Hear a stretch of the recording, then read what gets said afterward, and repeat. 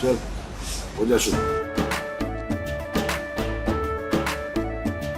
केसरिया से मन जोगी हुआ रे, दिल झूमे देखो पतवारा हुआ रे, दिल झूमे देखो पतवारा हुआ रे। हर पल मनाओ केसरी त्योहार। विमल, बोलो जुबान Kesari. Jai Hind, friends, I'm Major Gaurav Arya and you're watching the latest news of the day. When the Prime Minister was taking oath and then the Cabinet Minister was taking oath, a lot of people there in the crowd were discussing, and that was the discussion point even across television studios and on digital, who would get which ministry, who would become a minister, and would the Foreign Minister again be Dr. S. Jaishankar, would the Home Minister again be Mr. Amit Shah? Things like that, what common people discuss. But one thing that I was watching very closely, and it struck me that Prime Minister Modi had started work even before taking oath. And it was work on foreign policy. It's important to understand how he did it, what exactly he did, because there was a time, a few days back, when he had resigned. Because that is the way. You have to resign before you can take oath. So for a period of a few days, he had resigned. Yet at that point in time, he was thinking about foreign policy. And that we saw during the oath-taking ceremony. Now, inviting a lot of heads of state, of what you could call neighbors or near neighbors. But also think of it in terms of the global south. There was President Mohammad Muizzu of the Maldives. There was Sheikh Hasina, Prime Minister of Bangladesh. There was Mr. Vikramasinghe, the President of Sri Lanka, and so on and so forth. The President of Mauritius, the Vice President of Seychelles, and so many dignitaries. And what was the aim of inviting these dignitaries? Was it just to make a big show that the world would see? Had that been the case, they would have invited heads of state of really high-profile countries. Maybe the President of France, or maybe the Chancellor of Germany, or something like that. No. Prime Minister Modi deliberately chose to invite the Prime Minister of Nepal. He chose to invite, the Prime Minister of Bhutan. He chose to invite these countries because, if you remember, during the G20, this is exactly what Prime Minister Modi had said, that India will be the voice of the global south.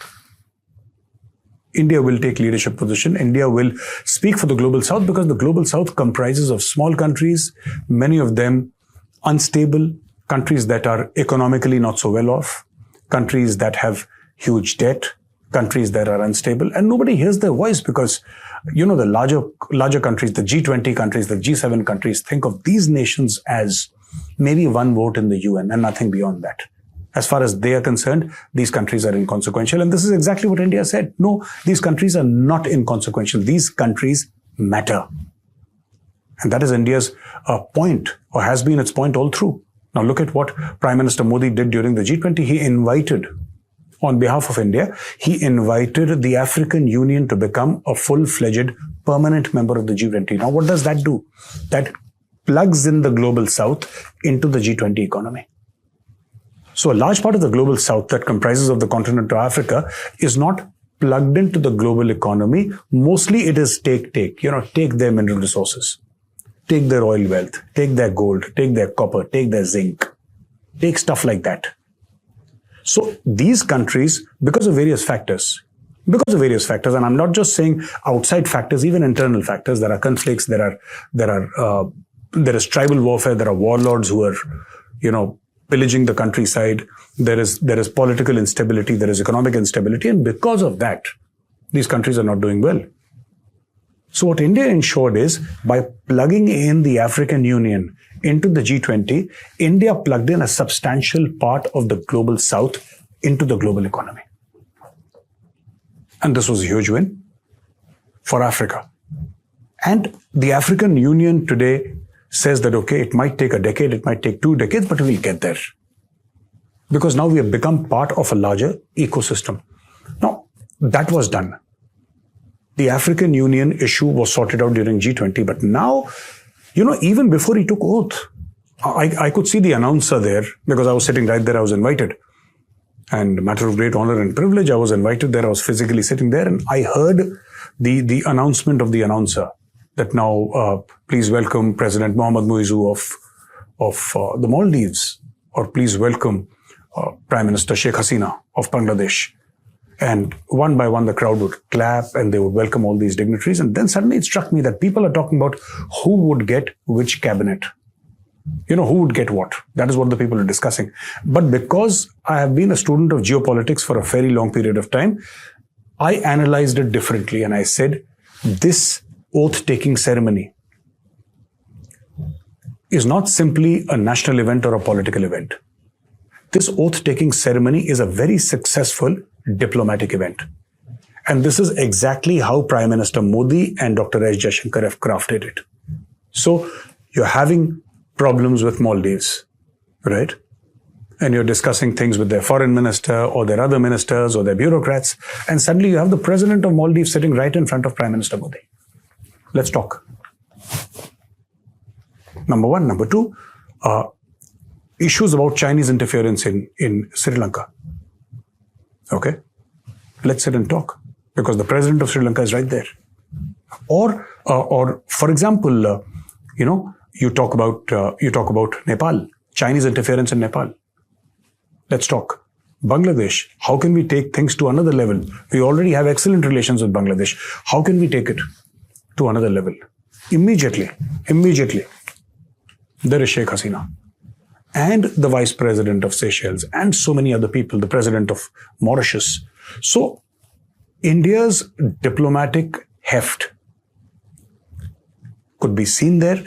And to those people who thought of this as a purely political event or a purely government event, it did not come across to me like that. This was a multi-layered event. There was a lot of nuance in this event. A lot of people were invited, and people across from various walks of life were invited. There were big businessmen, there were politicians, there were celebrities, there were actors, and there were common people like me also. But at the same time, this was a diplomatic event. So is India now finally, or is Prime Minister Modi now taking leadership position as far as the global south is concerned? The answer would be a definitive yes.